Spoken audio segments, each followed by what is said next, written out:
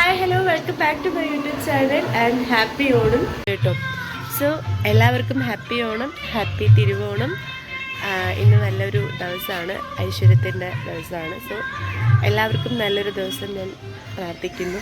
നല്ലൊരു ഇയറുമായിരിക്കട്ടെ, എനിക്കതുപോലെ ആയിരിക്കട്ടെ എന്ന് ഞാൻ വിശ്വസിക്കുന്നു. സോ ഇന്ന് തിരുവോണമാണ്.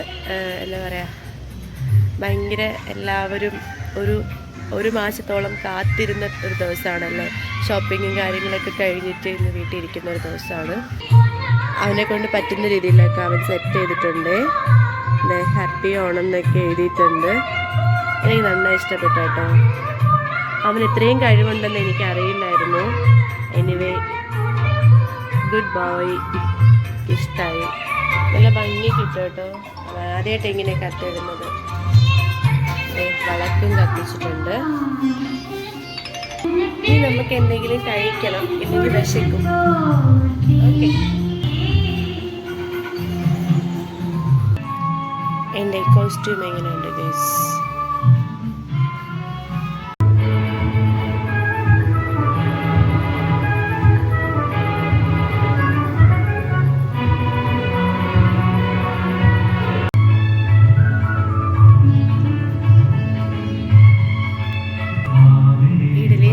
കഴിക്കാൻ പോവാണ്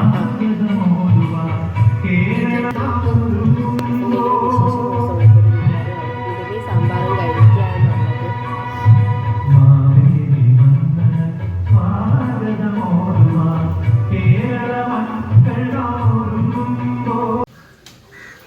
അങ്ങനെ ഞങ്ങൾ ഒരുങ്ങി ഇറങ്ങി കോവിലിൽ പോവാണ് ഗൈസ്.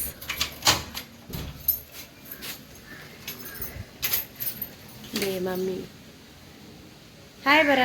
Hi hi. ഞാൻ സെറ്റും മുണ്ടൊന്നും ഉടുത്തില്ല കേട്ടോ, കാരണം ഇന്നലെ സെറ്റും മുണ്ടും ക്ലിനിക്കിൽ ഉടുത്തിട്ട് എനിക്ക് വയ്യാണ്ടായി ഗൈസ്. എൻ്റെ അമ്മേ, രാവിലെ 10 മണിക്ക് ഉടുത്തു പോയത് വൈകിട്ടൊരു 4-6 മണി വരെയൊക്കെ ഞാൻ അത് തന്നെയായിരുന്നു. മടുത്തു, സെറ്റും മുണ്ടും മടുത്തു സത്യമായിട്ട്. അപ്പോൾ ഞാൻ ഇന്ന് സിമ്പിൾ ടോപ്പിലേക്ക് പറയുന്നുണ്ടോ. സുഖം, എന്താ രസം. അപ്പം നമ്മൾ കോവിലേക്ക് പോവാണ്.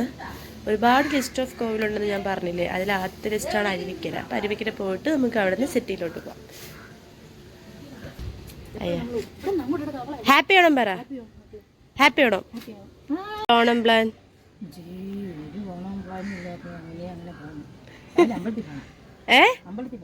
അമ്പലത്തിൽ പോണോ? സമയമായി, അമ്പലത്തിൽ പോ. അകലെ കുളിക്കണടി, ഉടുപ്പൊക്കെ എടുത്തിട്ട് നമ്മൾ ഒരുങ്ങി ഇറങ്ങി. ആദ്യം അരുവിക്കരായിട്ടോ പോയത്. ഇതാണ് അരുവിക്കര പോകുന്ന വഴി. ഈ ജല അതോറിറ്റിയൊക്കെ ഉള്ള സ്ഥലമാണ് കേട്ടോ അരുവിക്കര എന്ന് പറയുന്നത്. അങ്ങനെ ഞങ്ങൾ ആദ്യം നേരെ അരുവിക്കര പോയി. എന്ത് ഭംഗിയാണെന്നറിയാം, അവിടുത്തെ ഇങ്ങനെ ഈ ഡാം തുറന്ന് വിട്ടേക്കുമായിരുന്നു. അങ്ങനെ നമ്മൾ കോവിലൊക്കെ തൊഴുതിയിട്ട് കുറച്ച് നേരം അവിടെയൊക്കെ നിന്ന് ജസ്റ്റ് ഒന്ന് വെള്ളമൊക്കെ പോകുന്ന കണ്ടു.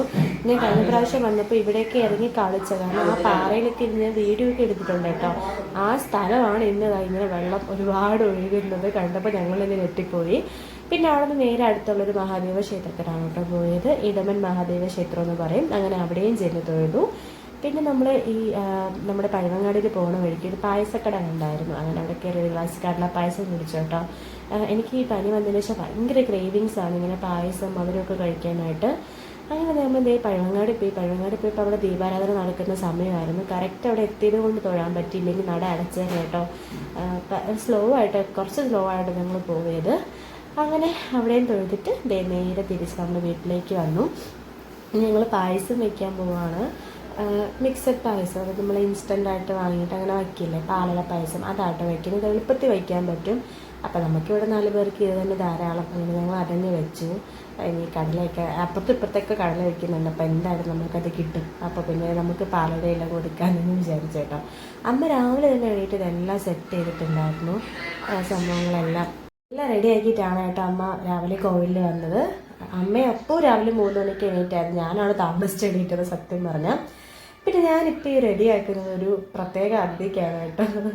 നമ്മളെല്ലാം സദ്യ കഴിക്കുമ്പോൾ പുറത്തുള്ള ആൾക്കാരിത് കഴിക്കുന്നില്ലല്ലോ. അപ്പോൾ ഞാൻ വിചാരിച്ചു എന്തായാലും പാവമല്ലേ, ആർക്കും കൂടെ കുറച്ച് സദ്യ ഇതുപോലെ എല്ലാം സെറ്റ് ചെയ്ത് ഇലയിലാക്കി കൊണ്ട് കൊടുക്കാമെന്ന് വിചാരിച്ചു. വേറെ ആർക്കുമല്ല, പൂച്ചക്കുട്ടന്മാർക്കാണ്. ഒരുപാട് പൂച്ചകളുണ്ട് കേട്ടോ ഇവിടെ. പക്ഷെ ഇപ്പോൾ ഒരാൾ ഞാൻ കണ്ടോളൂ, കുറച്ച് നേരം കഴിഞ്ഞാൽ ചെന്ന് നോക്കിയപ്പോൾ എല്ലാവരും കഴിക്കുന്നുണ്ടായിരുന്നു. എനിക്ക് പാവം തോന്നി, കാരണം അവർക്കും വേണ്ടി ഓണം തിരുവോണമൊക്കെ. അപ്പോൾ ഞാൻ കുറച്ച് ചോറൊക്കെ മിക്സ് ചെയ്ത് കാര്യമായിട്ട് കഴിച്ചു. സാധാരണ ചോറൊക്കെ കൊടുത്താൽ കഴിക്കുന്നതല്ല. പിന്നെ ഹലോ, ഗുഡ് ഈവനിങ്.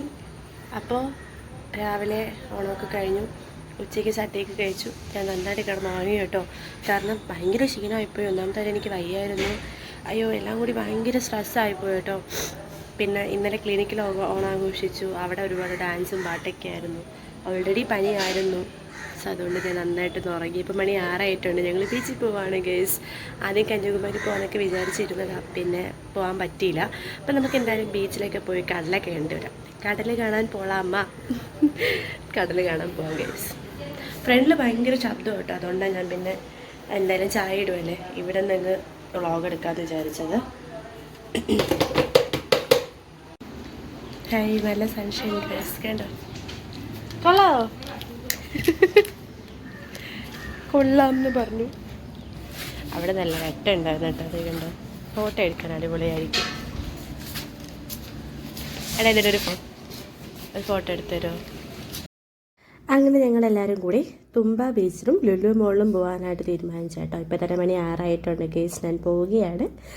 അപ്പോൾ ഇതേ ഞാൻ കാറൊക്കെ എടുത്തു. ഞങ്ങളിത് ലുലു എത്തി. അതിന് മുന്നേ ബീച്ചിലൊക്കെ പോയി കേട്ടോ. അതിൻ്റെ ഒന്നും വീഡിയോസ് എടുക്കാൻ പറ്റിയില്ല. അപ്പോൾ ഇന്നത്തെ വീഡിയോ ഇത്രയേ ഉള്ളൂ. എൻ്റെ ഒരു കുഞ്ഞ് തിരുവോണം വ്ളോഗാണ് നിങ്ങളിപ്പോൾ കണ്ടത്. എൻ്റെ ഓണം ഇങ്ങനെയൊക്കെ ആയിരുന്നു. അപ്പോൾ നിങ്ങളുടെ ഓണം എങ്ങനെയൊക്കെയാണ് കമൻറ്റ് ചെയ്യാൻ മറക്കരുത് കേട്ടോ.